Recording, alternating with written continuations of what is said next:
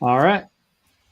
We are live with Passive Prospecting, YouTube for Real Estate here today.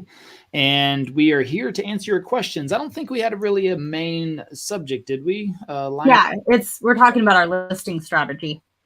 Talking about what? Winning listing strategy on YouTube. Oh, you cut out there, so I missed that part. Oh. winning listing strategy. Okay. Yeah, kind of how we're creating our really awesome, interior tours of our videos and what's working for us right now in terms of the YouTube videos. Yeah, I gotcha. Okay. All right. Well, I see several of you out there already. So make sure, first and foremost, give us a thumbs up. And if you haven't subscribed, make sure you're subscribed. If you're watching from Facebook or YouTube, you can ask your questions. That always helps us to get going, and usually takes a few minutes for them to pop up. But otherwise, we have been off. Was spent last week in Vegas. That was the busiest week I've ever had, I would say. So 2 podcasts on Monday, speaking on Tuesday, speaking twice on Wednesday, and then another podcast on Thursday. So that was quite a bit happening in and around Inman. On Monday, I got the chance to go on the Wealthy Creator podcast and Ryan Pineda's podcast. I'd say that's kind of a big deal. So I'm looking forward to that one. Finally got the invite to get on Ryan Pineda's podcast. It was good. We chopped it up for almost 2 hours. It might be edited a little bit shorter than that, but maybe hour and a half. But that's something that Ryan is working on now, is all long form content. I mean long form content. I don't think they're trying to do anything less than an hour is really their business plan. So pretty interesting to see. We've been extending and our videos as well, just to add to that, because we know watch time is a big deal. So kind of following in line with what Ryan is doing there, but we're not creating hour and a half videos just yet, but we could always try one out, I guess. Be a lot of information in there. Am I on the wrong section? Oh, there's comments. Okay, I was like, there's no. It started me on the private chat too. I don't really know why. Yeah. Okay, put me on. Yep, I was on private chat. I was about to say, wow. Okay, all right, cool. Yeah. All right, Austin, my man, Austin. It's funny. I talk a lot about Austin, and I talk about a lot of the people that we have success with, and the thing is that I don't want to say. I want to say that they've put in the work, they've put in the effort. I mean, it really falls on them. I feel, if we can just help provide the outline, the guideline, the roadmap, whatever it is you want to call it, that's really all that is. And it really comes down to the individual agent to take that information, implement, execute, make it their own, and stay consistent. I mean, it's the consistency more than anything else that really determines the success of a channel. I saw somebody commented yesterday. No, that was Austin. That's right. Because somebody asked him. That's right. He said, I got 4 leads in 1 hour from the channel. And then some, of course, anytime somebody posts success on the channel or in our Facebook group, by the way, if you haven't joined our Facebook group, passiveprospecting.com, you should check that out. A lot of success stories in there. I love seeing them. But Austin posted that 4 leads in 1 hour. And he was like super excited. And anytime somebody posts success in there, everyone, or not everyone, but several people will always be like, how long have you been doing this? How many videos do you make? How long are your videos? They start this, like, they want the exact metrics of what's happening.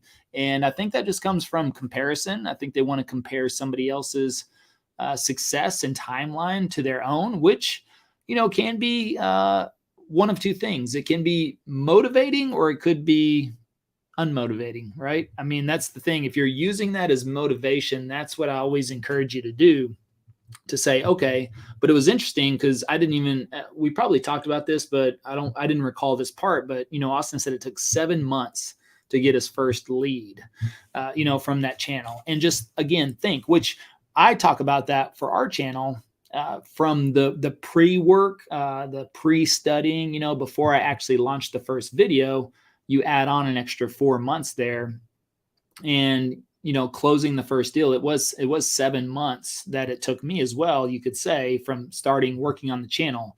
Now I did a lot of research and prep and, built out the business plan before releasing that first video, but that took three to 4 months just to do that portion of it. Actually, a couple of months to research, and then a month worth of filming, and then took 3 months to get the first deal under contract. So 7 months to close the first deal, to actually get a paycheck, to get a paycheck from the channel, from all the work that I put in for over 7 months. And you have to ask yourself, are you willing to stick it out for 7 months, 8 months, 9 months? I've seen people on the channel that didn't get a lead. Actually, I was there in Dallas. There's an event. So even though I was in Vegas last week, the week before, there's a little event in Dallas, and I stopped by there. I knew they were doing a happy hour. I wasn't attending the event, but I knew the happy hour was going on, and I was thinking, oh, thank you. Appreciate it. I just got an iced Americano delivered to me. Very nice. And so I stopped by the happy hour here in Dallas, and it was funny. Walked in, and several people recognized me, but one in particular, Andy Hollis from Gulf Shore, Alabama, and he was just like, Levi,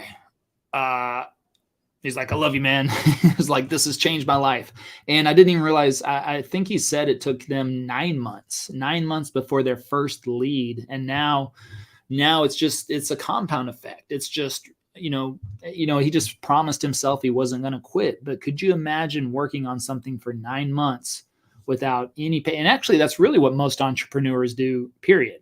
Whether you're a real estate agent or you started a business owner, I've done that in the past too. But if I get to the 6 month mark, if that, somewhere between 3 to 6 months of working on something, I've done it before. I've quit. And I don't think my values or my long-term vision was tied necessarily with that project. And I might've lost belief or whatever the situation may be. I was always that person before, especially in my early 20s. I wasn't no Elon Musk. I had a lot of the ideas, I would say, but I could never really get one to take hold. I was a really, really good employee for quite some time. I was a really good integrator. I was really good. I was a good soldier. I was really good at taking orders. I was good at going to a job, having somebody say, okay, do this, this, and this. And I could execute. And then I could work my up to figuring out how to be the best I could be at that position. And that happened over and over again. And then, my last business before starting this, really, I saw some success very quickly there. And of course that helped motivate me to keep me going. And, but I had a good support system, as well. And so I was always comparing myself to the person that I had partnered with at the time, what they had done in their first year. So I asked a lot of those same questions, oh, how long did it take? How long, what was your volume? What did the count? Of course, we were looking at that for total, accounts under management and things like that. So I wanted to know, but I used it as motivation. I used that as a way to set myself a very high standard within the first year in my last company. And that was, how many retirement accounts could we set up, which also required how many appointments am I going to need? What's my closing percentage? So I understood all of that. But again, I used the person who had accomplished the most at the time in their first year as the benchmark. So I get that and I like it. It's like, but it's funny to always see those comments come up, especially when somebody posts success stories and, 2 or 3 people always be like, okay, tell me everything. How long, how many, how often, how are you, everything like that. And I think that's really, really good from a motivational standpoint or a benchmark. But at the same time, you do have to realize that you're in a different market, and also depending on how you implement and execute and stay consistent. And are you going to do 1, 2, or 3 videos a week? A lot of that plays into it. So, and we are seeing right now, it seems like some of the channels getting started, it's just taking a little bit longer. I mean, there's a little bit more noise out there, but at the same time, there's going to be people coming on the platform down the road. And so do you want to get ahead of that now or wait another 6 months or a year to do that?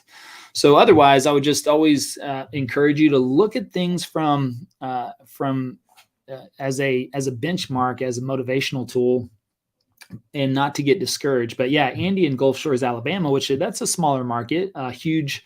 I mean, it's good for relocation probably right now, but also probably seen as a secondary home market there. And also not really that well known. A lot of people don't know when you get to Gulf Shores, Alabama, all the way, that's where like some of the most beautiful water and beaches in the world, you could say, start. People just don't associate Alabama and Mississippi with really nice Gulf Coast. It's the nice side of the Gulf as well. The other side, when you go west of the Gulf Shores and you get to Louisiana and Texas, we got screwed. So that's why Houston, that's why those areas are not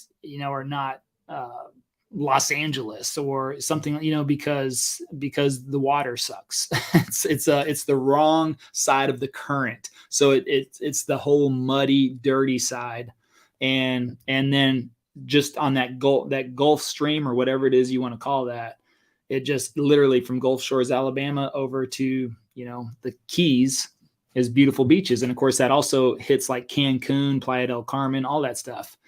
But a lot of people don't know that. So Gulf Shores, Alabama, not really seen as like a destination place or to hang out. Most people go to Destin, Florida. A lot of people have heard of Destin, Florida, and that's maybe 2 hours from there. But otherwise, 9 months to get their first deal, and now they're closing deals left and right. So we actually need to get him on very soon. Gwyneth, if you're listening, Gwyneth, make sure you reach out to Andy. Oh, he's on here right now.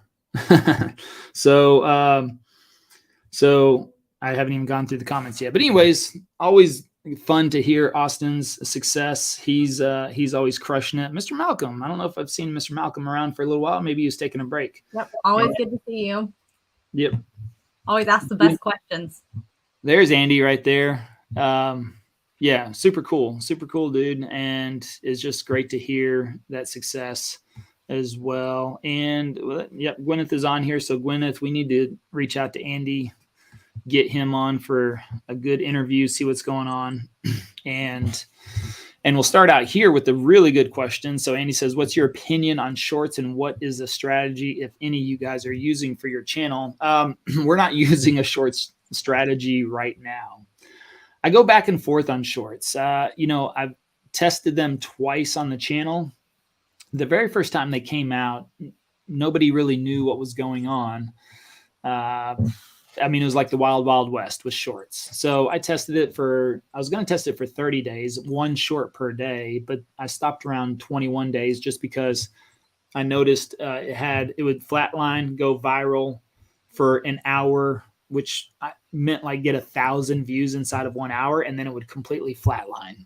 Now, I just didn't like that. I didn't think you can't really be reaching our ideal audience within a 1 hour time frame, or 1,000 people at once. So I just, after seeing that over and over and over again, especially with they flatlined, I was like, well, what's the point?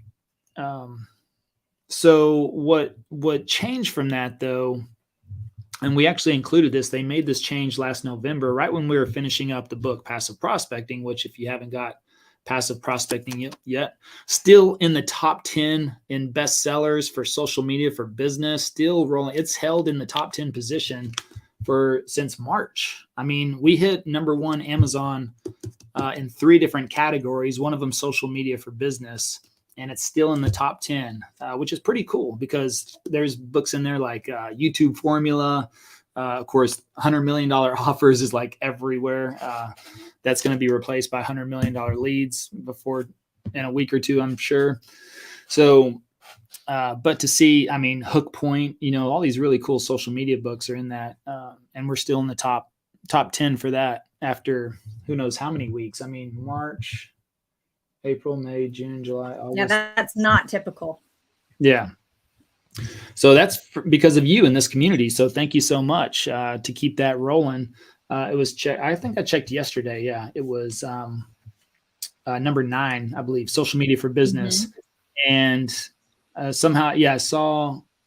I was checking to see if we hit 100 reviews yet, which we're at 99 last time I checked. But also got a nice 3-star review, and which was interesting because the person said this book is for beginners. If you're a beginner, I was like, well, yeah, actually, it is. It is for beginners. So maybe they were expecting advanced YouTube. I don't know. I mean, they were expecting volume 2 instead of volume 1. Yeah.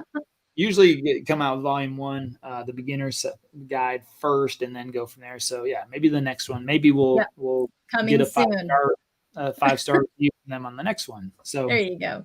But it's cool. At least hey, it happens, and it's always interesting. So we got because I got a negative, not a negative, I think a 4-star review on the podcast at the very beginning, and it was like really bad audio. I was like, okay, all right. So it actually motivated me to say, okay, well, how do we make better audio? The thing was, is we were downloading at that time from Clubhouse, and it just, that comment made me click and go, oh, why are we even doing that? We should just record our own audio separately anyways. Yeah. And go that way. So, sometimes the feedback is helpful. It just sucks when it's it's on a review, right? It's like, wish they would have left 5 stars and then, DM me or something like that and said, hey, you should work on your audio. But anyways. Oh, well. Anyways, back to shorts. Now, the interesting thing is they made the big change in the end of last November on shorts. And number one was they made them search based. Before they were not search based. So I think that is a big game changer. And I'm going to actually look at my stats real quick and show, see what. Yeah. So let me see if I'm going to share my screen real quick.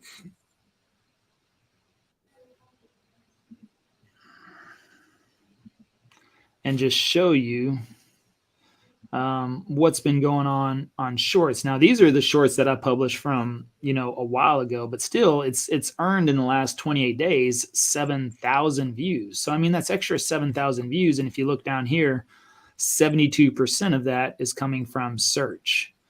All right.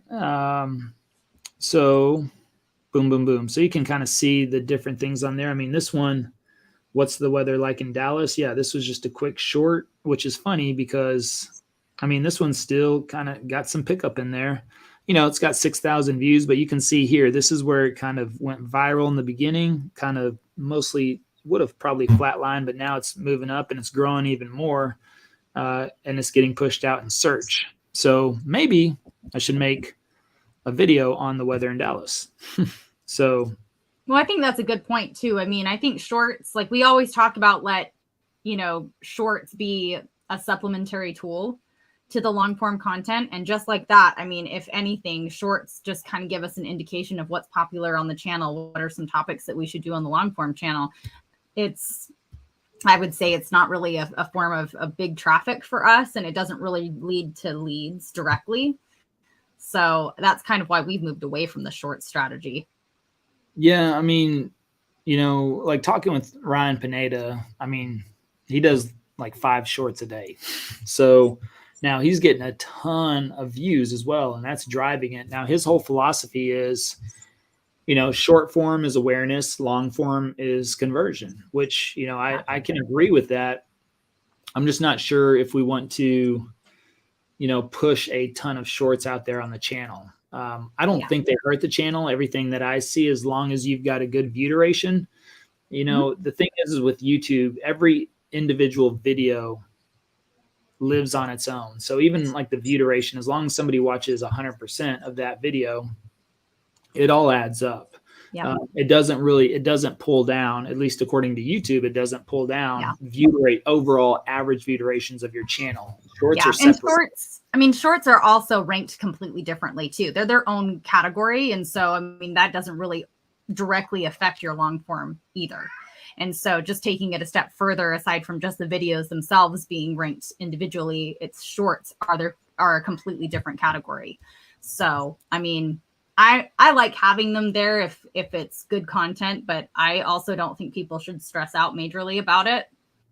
I think it's more helpful in a broad spectrum SEO strategy rather than a local SEO strategy, which is what we focus on with a lot of the content that we create. Local SEO tends, I've just seen it better across the board that people who do long form and focus on that and then just use short form as a supplementary tool, that's the better way to go. Yeah. Yeah. So, I mean, the debate is out. The only way I can really truly say is experiment. I mean, I think every channel is different, but if we were to implement right now, that's probably a strategy I'd go with is, I don't know, 5 per day. But you've got to do quite a bit. Now that's all clipped out of, I saw they just did another update with shorts. Oh yeah. They turned off you can't post links in the comments now, which is nice because that should help cut down on spam. Spam big time. But I don't know. There's something to that. It could be worth a shot, but I don't know if I'm willing to just give that a try yet. I'd have to say for 30 days, I'm going to post 5 shorts a day and then see what happens. Now, but I don't think if you post 1 or 2 here or there, I mean, I don't think it's a bad thing, but I just think shorts too kind of has, I would still title them. Can you even write descriptions in shorts now? I mean, I haven't checked. No, you can only do the title. Oh, okay. Yeah, so I believe it's gone now. We had that at the beginning, but yeah. You have to make the title searchable then. And if you want it to show up in search. Yep. And you can't do the thumbnail anymore. They used to let you choose your thumbnail and they won't let you choose your thumbnail anymore either. So it's all about the title. Yep. So, I mean, I think it's just an experimental thing. You know, maybe you try posting a short every day. You're not posting long form, but I just think that long form converts better than short form overall. Again, I don't know anyone doing the volume that we're doing, even on short form. I know people that are doing well on short form, but it's not even close to the volume we do. And other YouTube channels that I know of, I don't know of maybe 1 or 2 channels that get even close to what we're doing on our YouTube channel on volume. So, you know, I also think it depends on your goal too. I mean, we're looking, our ultimate goal is phone calls. Whereas when you're looking at a broad spectrum SEO strategy, you're looking for more awareness. You're trying to get more numbers in the door, you know, rather than actually getting direct calls to, you know, your phone. So I think sometimes having those shorts, it's really more of a volume game. And whereas we're looking for more of the quality leads rather than the quantity of leads. And so I think that's where the difference is. A lot of the channels that I've seen do well with shorts that have actually, you know, turned into conversions for them, that is what they focus most of their strategy on, is shorts. And then they do it the opposite way that we're doing it. And they create the short form and they supplement it with the long form. And it's very, very scattered when they do the long form. So that's been my experience. And when I've studied these shorts channels, that's how they're more successful. And it's more of a quantity game for those people, because it's a lot of people with digital downloads or products that are, you know, just digital products and things like that, where it's more of a quantity thing. So with a local SEO strategy, I just don't think that it's as effective. I also think that it's a matter of where do you want to put your energy? I mean, if you could go out and make a bunch of long form videos that you know are going to get you calls, is it worth it to spend a ton of time on the short form? I don't know. 5 a day seems like a lot of time and energy to spend on something that may or may not bring you in a lead. Whereas a long form, like, we know for sure that our long form videos are going to bring us leads. Yeah, unless you get an editor to like chop up all your long form and, you know, chop out a bunch of short form out of that. But I can never, and as much as I have discussions with anybody, I mean, they can't really pinpoint. You know, I look at like Think Media. Think Media is kind of the same way. They're posting a ton of shorts. And I mean, you know, for them, it's about the views. And so, I don't know, might be worth an experiment there. Yeah. What's up, Penny? Hello, Penny from New Braunfels in the house. Let's see. Saw a Facebook post about combining the pros and cons with the vlog tour. What are the latest thoughts on that concept? Yeah. I like it. I like the thoughts of that. I mean, it's just something that we're working on, testing out right now. Just making it a little bit of a longer video, and we'll get into some of that. We're going to be launching our monthly program here pretty soon. And I think we're going to go a lot, which goes back to, let me see, life in Houston. I don't know, how to ask for, so that would be, we'll do that behind the scenes. I don't know if you're in the program or not. Let me know if you're in the program. And we have dedicated days that we do channel reviews as well, and we'll ask for those inside of our course group. So you just need to respond to that post when we actually ask for channel reviews. Yep. If you're in the course. Let's see, but yeah, I mean, we're combining right now just to make the videos a little bit longer. It's just something that we noticed on a lot of our videos. I experimented more in the beginning with 35, 40, 45, even an hour-long video early on in the channel. And it's just interesting. Those videos keep going. They keep resurfacing. They're still getting pushed out there by YouTube. And it kind of plays into what Ryan was talking about, why they're switching to only over an hour content. I think they saw a lot of the same things. And so it's an interesting point to say, okay, in a world where most people are trying to go towards short form, some of these creators are moving towards longer form. And I think that's also kind of spurred on by Joe Rogan. Joe Rogan's kind of really set the pace for before, like, who had a 3-hour podcast before? I mean, Joe Rogan's like the pioneer. Now he's got the largest audience, right? The number one podcast.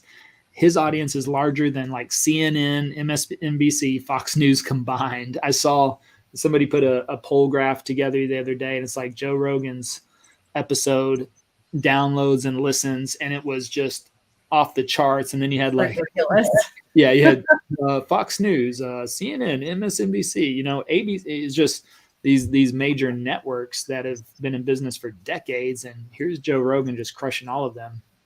Making them shaking their boots.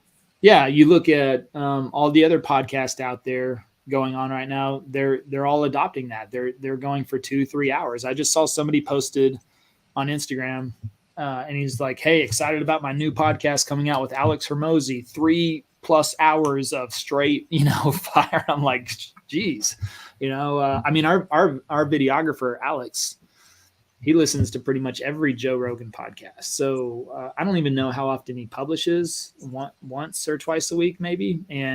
But Alex is like, listens to it all the time, and so he loves it, loves listening to those people. Mm-hmm.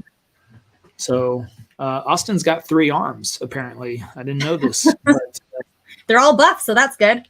Yeah. Yeah. Okay. Salt Lake City. What's up, Marvin? What's going down? Yeah. I said Austin is killing it. Love seeing the updates in the group. Motivating. 8 total for the weekend. Very nice. Very nice. I can't. Why are so many people moving to Tacoma? That just blows my mind. They're probably moving there from Seattle, though. Yeah, there you go. Yep. There's our Facebook group there in the comments. You can get that.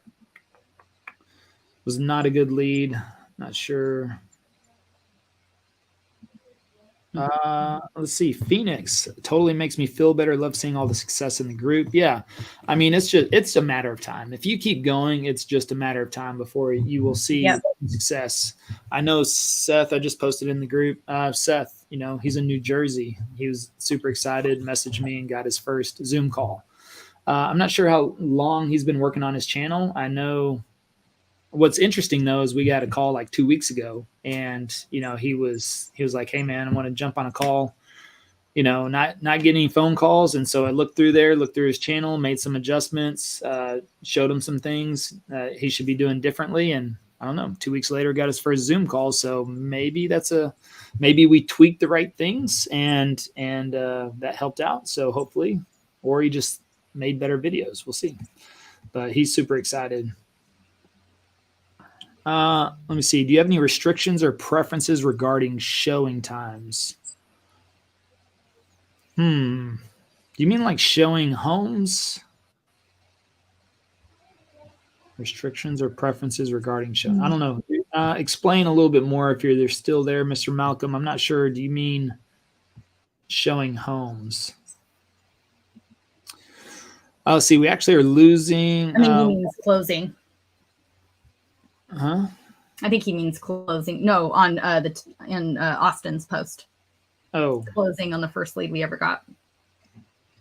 okay. I read through this one ahead of time. Okay, I'm like, I was trying to figure it out. It makes more sense that way. 7 months, and then we nurtured in credit repair for almost 9 months, aside from just the time. Yeah. I think Vince just closed on a client from over a year ago from the channel. Mm-hmm. It's just, even though we have a very quick turnaround and contact to contract, some people just take a little time. So that speaks to the channel, though. I mean, the fact that someone would stick with you for that long, that means that it's stuck.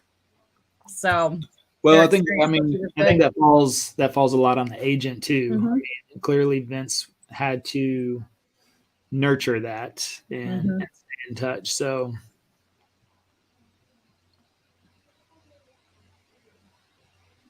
what would you say is crucial for creating a compelling listing that attracts the right buyers and helps facilitate a successful sell? I mean, I think that's a whole different conversation. I mean, we've got a whole, I mean, for here, I would say make a YouTube video about it. Other than that, we've got a whole listing presentation that, it's pretty in depth. And if a listing opportunity sees that, they're going to sign with us, and then we're probably going to get it sold. I mean, we're still averaging 2 to 4 days on market with our listings to getting them under contract. So things are moving quickly here. And I was just looking at national data, like days on market is back down to a week. I mean, homes are going quick. They're moving.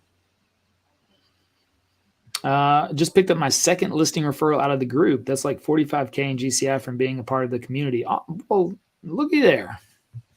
Yeah, our community is full of really great people. I mean, we have a lot of conversation, a lot of chatter happening in the group. So if you're not a part of the Facebook page, you should go join that right now. Man, that's awesome. Great job. I'm not sure if have we gotten that much out of the group? I don't know. If you got anybody moving to Dallas, you need to let us know. We're gonna help them out. A huge flood of new channels in my market. Yep, it's happening in Dallas too. I'm seeing them pop up. Interestingly, a lot of people I don't know, but they have very interesting looking descriptions and about sections and things like that. Danila Ice Baby. What's up? Look at that. Look at that profile pic too, man. That's pretty slick. Okay, Gwyneth. All right, Orange Beach. There she go. There you go, Andy. Gwyneth is on top of you now. So I know YouTube is the main focus for most real estate content creators. I'm curious to hear your thoughts regarding leveraging other video platforms such as Rumble. I couldn't tell you. I don't know. We're not on Rumble. What is Rumble? It's an alternative for YouTube. I mean, some people use it and I think it's fine, but YouTube is king. Google owns YouTube. We focus on the most impactful platforms, and YouTube is our place. Yeah, I didn't even know what Rumble was. Am I under a rock, or am I just too focused on YouTube? I think that we're focusing on the most impactful platform out there. So, yeah, for sure. Yeah, I mean, I don't know. I just YouTube is king, and that's where I'd focus my efforts. I mean, if you're creating content for YouTube and then you post it on Rumble, I mean, I guess so, but two different platforms, got to manage that. So if you got somebody to keep an eye on it, I mean, I don't see why. Let me see Rumble now. I want to look it up. While he's looking that up, though, I will say this. I think it's really easy, especially at the beginning of your journey. If you're at the very beginning of your journey and you're thinking, I want to be on Rumble, Instagram, TikTok, YouTube, Google My Business, Pinterest, like if you're thinking all of these different platforms at once, I would really recommend starting with one, mastering it, and moving on to the next. I think there's nothing wrong with repurposing content and going to other platforms. But if you try to do that all at once, it's really easy to, one, get burnt out, and two, just be all over the place. And you're not really focusing your efforts on where you're going to be getting your leads from. We focus most of our efforts on YouTube even now. We are getting more active on Instagram. We're more active on, we have a TikTok platform for presence, but I mean, it's like, this is the main platform that we focus on. And there's a reason for that. So I would just say information overload can be kind of a poison to your business, especially at the very beginning. So just don't get overwhelmed with all the different platforms that you could be on, and focus on the ones that you know can turn business over for you. And then move on to other ones when you master one platform. There's nothing wrong with that. Yep. But if you want to, I would focus on YouTube first. If you want to publish there, I mean, we might have to test that out. I just looked at it. I don't know. Where are you going to spend that 18 cents? Yeah, that's about what you make off of shorts. That's for sure. Yep. That's for sure. You have to go back in the editor. Okay, let's see. Memphis, Tennessee, and team, how to get OK permission from listing agent to record property tours. I mean, ask them. I mean, I would ask them on email. That way you have it written if you can get permission. I mean, I might call somebody first. It just depends. I mean, all of ours, if it's not been our listing, it's been through relationships. Mm-hmm. Some agents have asked us to come film their listings. Custom builders have asked us to film their listings. They'll let us know if they have something new come up or it's staged. I mean, sometimes we look at the custom builds, which is really nice. Otherwise, we get invited to film those properties. If you are starting out and you're trying to get some under your belt, then I would call around. I would look at properties maybe sitting on the market for 90 days plus and call those agents. And I'm sure they're probably a little motivated and a little bit willing to work with you a little bit more. So I'd probably go that route and ask around. But I would, if I call them and talk to them, I think that's a better way to do it. And then say, hey, I'm going to shoot you a quick email just to recap. Would you mind replying and saying, yep, no problem. Okay, cool. Yes, you can do. I mean, just something like that. So, and they'll probably say, yeah, sure, I can do that. But if you call them first and have the conversation, that's usually going to be better, especially building the relationship and going from there. So. Let's see, moving from Virginia to Florida in 10 months, taking a few trips to Florida to get content. Is one video a month good enough, or should I just wait until I can repeatedly post content every week? Man, that'd have to be some really good video content. Yeah, Florida is getting competitive with the YouTube side. Yeah, plus I think I only know like Mark Rober, who posts once a month. So, but he also gets 80 million views a video.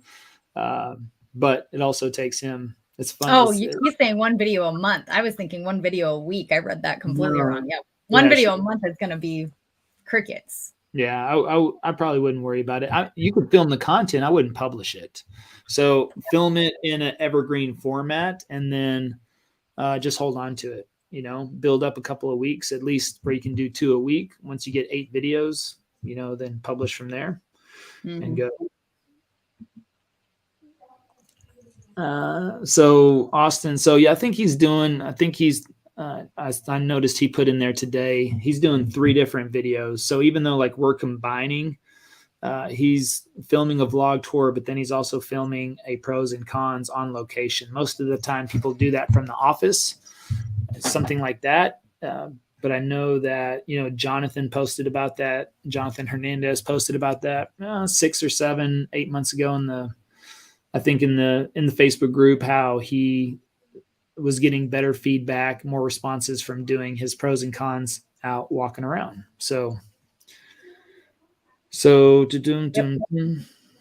Okay, posting video times, not showing times. Yeah. Okay, so no, I mean, I don't think there's, what was the original question? Restrictions or guidelines? Yeah, what are your best posting times? Yeah, I would look at, let me go analytics, audience.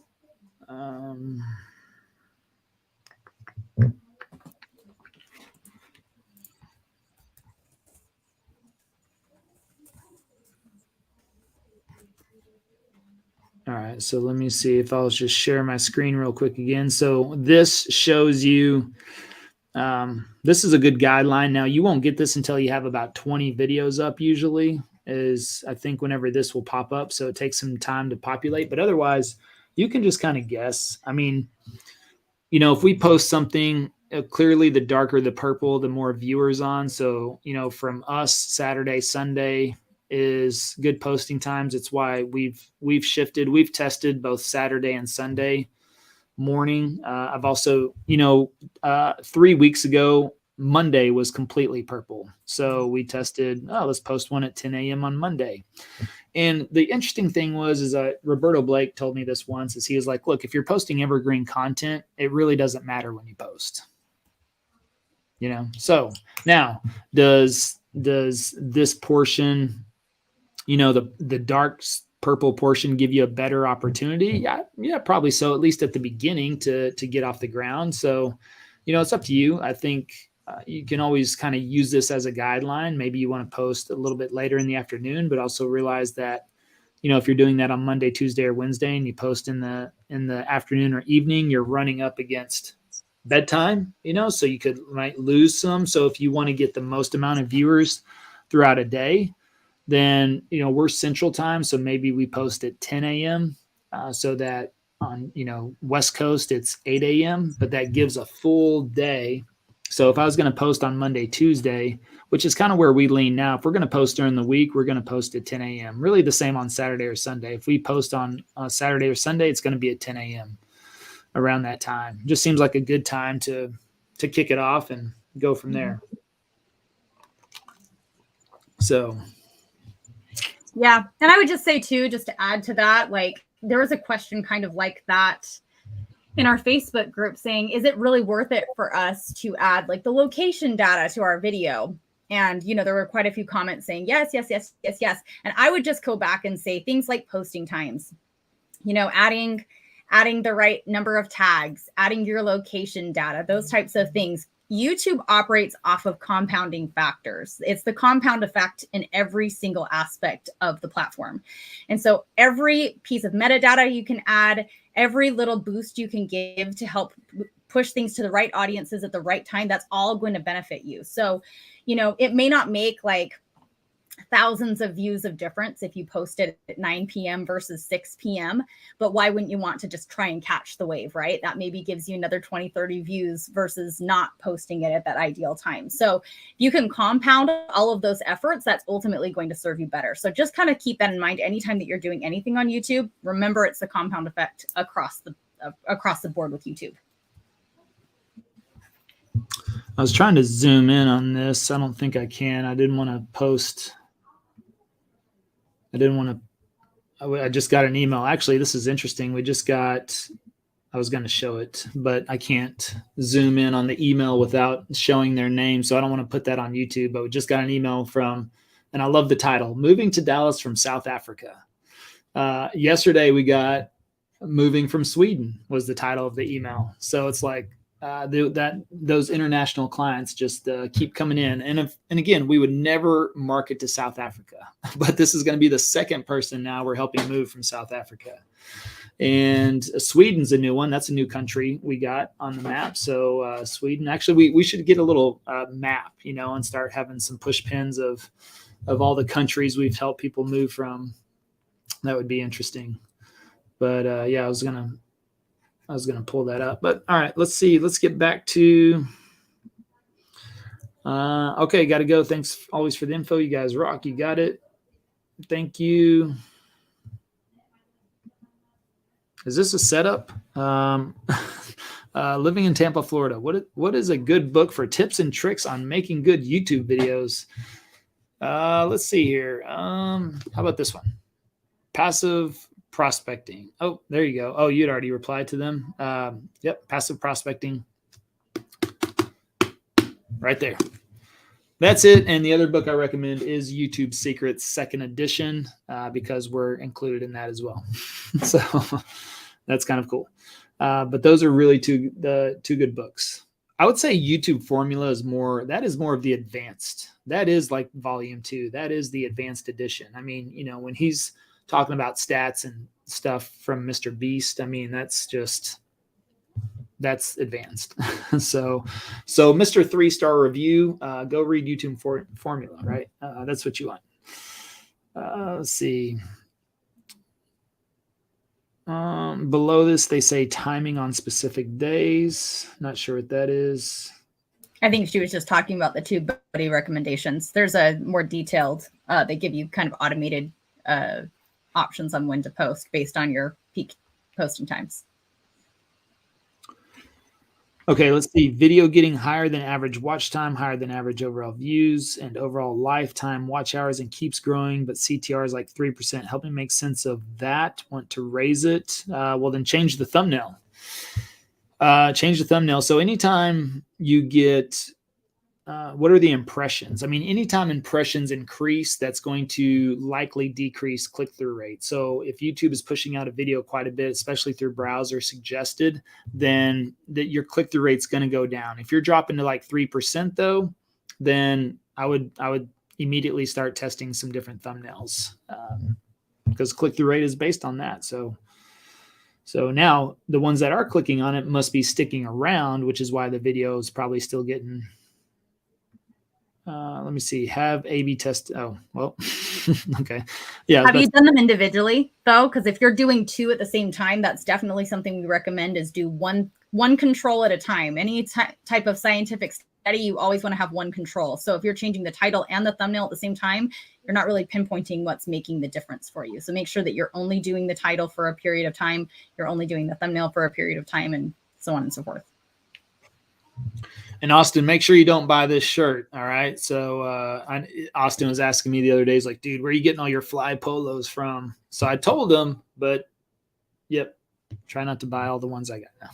Doesn't matter. He's in Tacoma. We'll make it. I doubt we're going to run into each other wearing the same polo, but that would be funny if we went to an event and ended up wearing the same polo. But yeah, I love these things. Very summer, they're very stretchy and very cool. It's good for it's. I swear, like I feel like it's fall today. I'm outside. I'm going, oh, it's so nice and beautiful, and it's yep, 92 degrees. It literally feels like a nice fall. There must be zero humidity. There must be zero humidity. Versus here, we had yesterday, it was 86 degrees, but the heat index was like 105 because of 100% humidity. We've been over 100 for like 17 days in a row. I think we went. Now we have this little cold front, and Thursday we should be back to 108. Oh, nice. Friday 110. Holy nice. Yep. Okay. Well, I'll enjoy the nice. Go cook some eggs out on the sidewalk. Yeah. Let's see. Where was I at on? Yes. Great recommendation. That's the book I think she was saying. Gwyneth. Oh, we got one moving from Guam this week too. Okay. All right, Gwyneth. By the way, if you don't know, Gwyneth is our client care manager. So that's cool. So we got to add Guam. Actually, Gwyneth, we should do that. Let's make a quick countries chart. I say them off by memory, but we probably should just have that written down somewhere. So.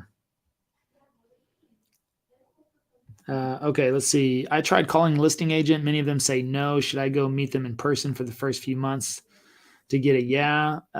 Did it work for you because of network relationships on brand new market, no sphere of influence? Yeah, that may be a little bit more difficult. Again, I think just check listings that are on the market longer than 90 days, 100 days, maybe 120 days. Those should be a little bit more motivated, especially in this market. You know, it was funny because last year when listings were flying off the shelf, it was difficult for us. Now we relied mostly on custom builders if they wanted to do that. Our own listings, we'd film the listing, put it up, and it'd be gone. I mean, we're selling most of our homes during coming soon. So just putting them coming soon. I mean, we got one of our last listings like 30K over, and during the coming soon, like somebody just came in and said, we'll do 30K over, take the house. We're like, well, okay, let's do that. So Benny GG, what's up with your closed sales? Have you noticed a rise or decrease in closed sales over the years with YouTube? Wondering if oversaturation is coming in the YouTube space. I mean, we're down a little bit this year compared to last year, but we've done, this year so far, we're over 30, almost 35 million from YouTube, and that's with 7% interest rate. So I couldn't say if it's competition or if it's interest rates, but think about it. We've still captured 35 million, which, if that puts us on pace. Let's say we hit 70 million. I mean, last year we did 86.1 million from YouTube. So, 16 million down, that's a big hit. But at the same time, when you're talking about from a social platform and in a market where, inflation for the last several months has been at all-time highs. Yeah, maybe has it come back down to 3%, but that's still, that's too much. Inflation at all-time highs, price increases on these homes, at least in Dallas, homes are still going up in value. And we just had 6-7 months in a row of appreciation in the market. So will that come down now? Probably because of seasonality. And if it's going to be but the thing is, every time it comes down, it still bottoms higher than it was last year. So that's the interesting thing. So this might be the best time to buy in Dallas over the next couple of months or during the fall and the winter. And let me see. Yeah, I mean, to do 70 million from a YouTube channel, I mean, I will take that over zero. So, is it down from last year? Yeah. I mean, but also look at the market. Could it be competition? Maybe so. But I've ran into some people that run channels in Dallas that are not doing anywhere close to the business we're doing. And one of them, very well respected, a channel that I like the guy. I never met him, but we actually ran into each other randomly in a store one day and both recognized each other. And we just got to talking and he was like, man, dude, congratulations, crushing it. And I asked him he's like, man, we get like a couple of calls a week. He said like maybe 1 or 2 calls a week from the channel. So I don't know if he was just playing me a little bit or, but I don't think he's that type of person. And it just blew me away because I still compete with him as probably one of the top channels in Dallas. He's really makes good content, very personable, and he was doing it longer than me. And he was the channel that had 7,000 subs when we started. Now we passed him up significantly. I think we're beating him by 10,000 subs now, but it's not a competition, but I would say he's definitely the standard for me. That's somebody that I looked to and was like, okay, let's see if we can catch him. That was kind of the first goal. Could we catch him? And, we do a ton of business, and it was just surprising to hear that they're only get a couple of calls per week, and just blew me away. So I think it really depends on you, how you're, your call to action, how you're handling your channel and going there. All right. Well, living in Houston, I think we're in lockstep. She said YouTube Secrets, 2nd edition. Let's see. What's up, Tampa?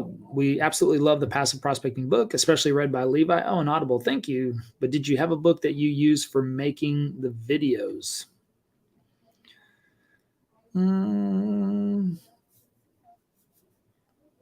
No, there's not really a book. I mean, YouTube Secrets. I mean, that was just watching YouTube videos. I guess if you really want, I mean, of course, we have that in our program too. And in the program, we have complete modules on, neighborhood tours, map tours, pros and cons, home. I mean, all of that is in there. So we show you how to do that step by step through the program. But I don't know of any books that just walk you through, how to make a video. It'd probably be kind of hard to visualize as well, just reading it. So, but there may be some people that. So. If you're looking for more like the loose scripts and stuff, that's in the program. If that's kind of what you were looking for, it kind of sounds like that's maybe what you were looking for. But yeah, that's all in a module, a couple of modules actually within the course. Let's see. What is a good CTR for channel? Is 3.4% a fair rate to start with? I would say it's fair. I mean, YouTube likes anywhere over 2%, but of course, the lower not so great. So, I mean, we average between 5-8% is where we're pretty steady Eddie. So, we've been steady Eddie this whole time. Very, very consistent. Click-through rate, views, I don't know, all that stuff. So and we've been pretty steady Eddie on phone calls and business. And again, yeah, we're off pace by 16 million this year so far. I mean, that could always change as well within the next couple of months, but who knows?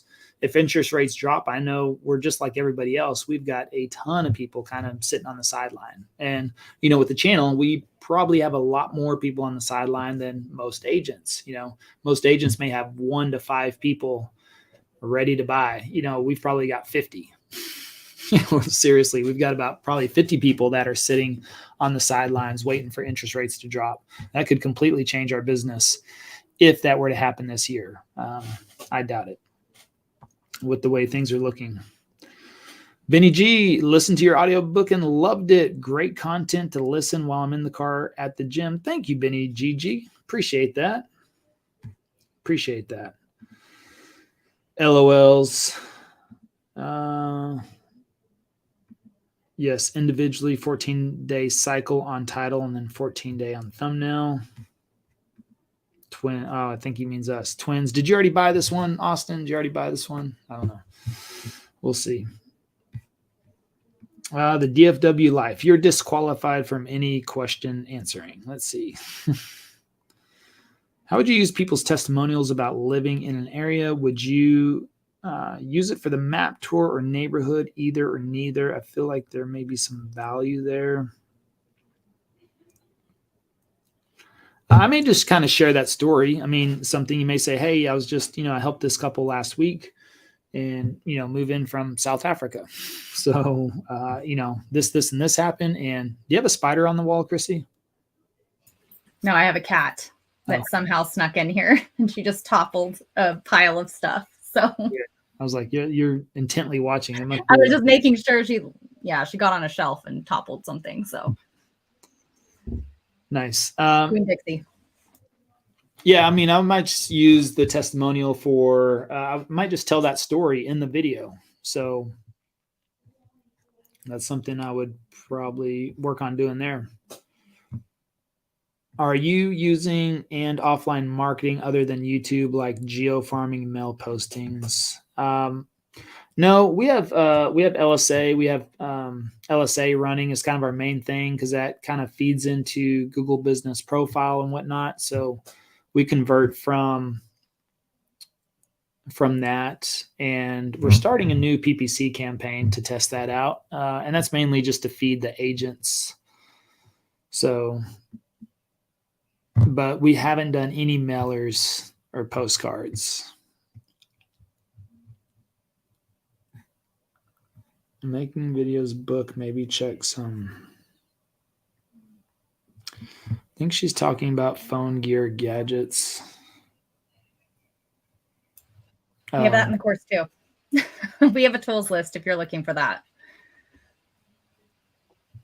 Yeah, I mean, if you use an iPhone, which by the way, I have 2 iPhones, old iPhones. I have the iPhone 11 Pro I still use, and I have an iPhone 13 because I think I have the 14 now. Left both of those on the plane in Vegas. I keep them in with my battery, my portable battery as well. So they're in like this little case, and I don't have the case anymore. So I think whenever I pulled it out of the overhead bin and I pulled out that case. Cred. So somebody's got 2 iPhones. Jeez. That sucks. I wonder, can you make those self-destruct? I wonder. Totally. Like wipe all the data. CTR means click-through rate. Click-through rate.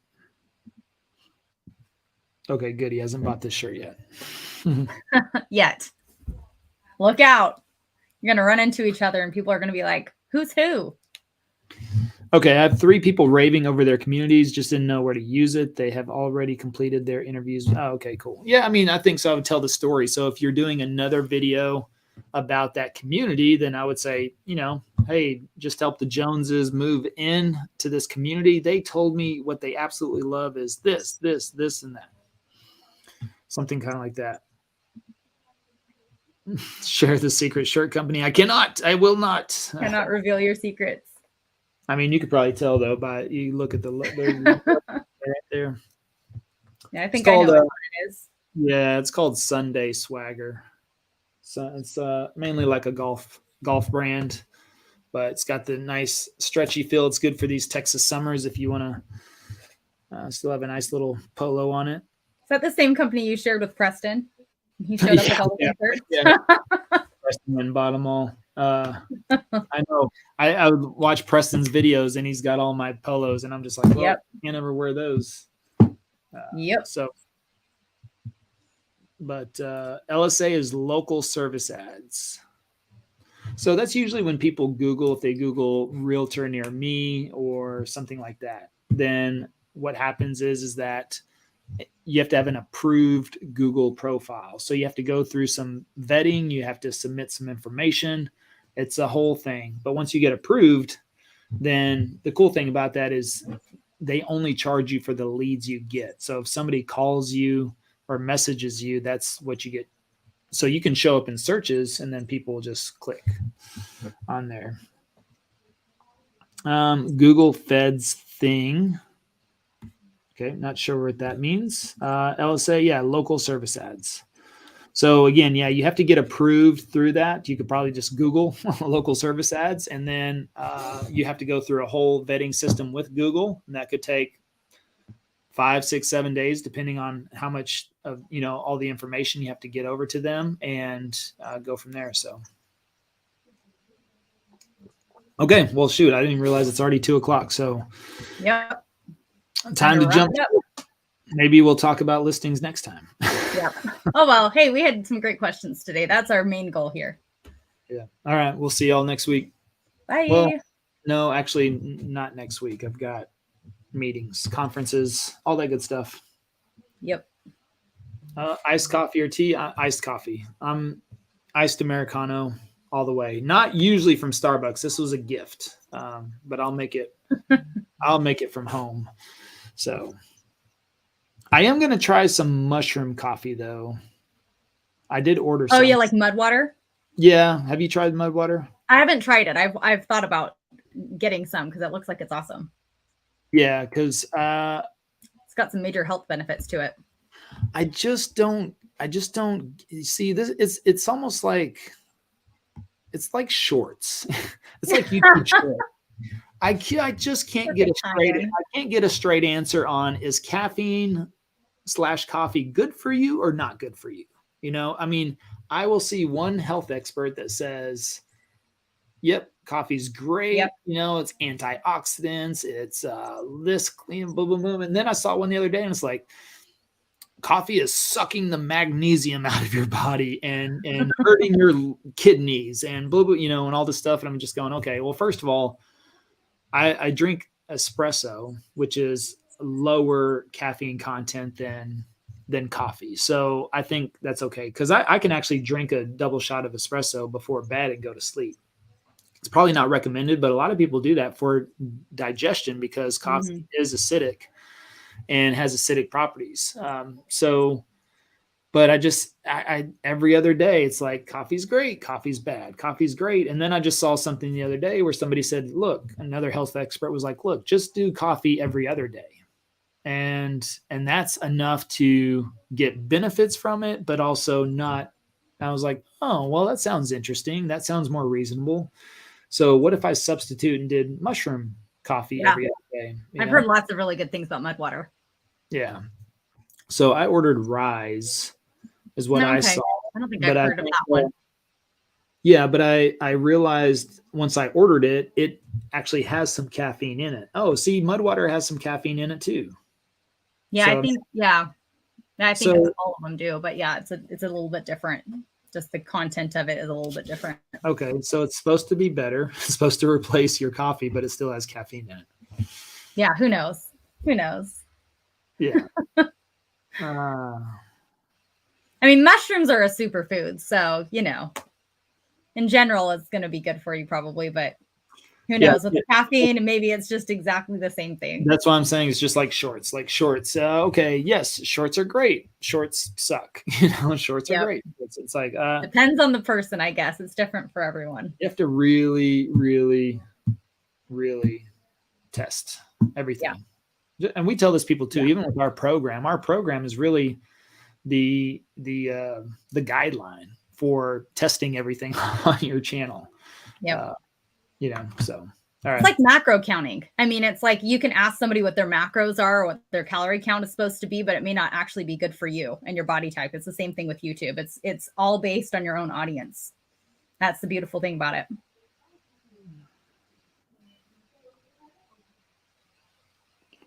Okay, cool. All righty then.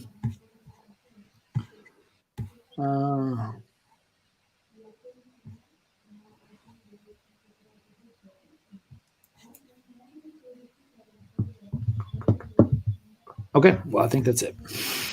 All right. Great questions today. See ya. See you next time. I'll say that. Yeah. We'll post about it in the Facebook group. So make sure you get into the Facebook group, Passive Prospecting, and get the book, Passive Prospecting. It's a good one.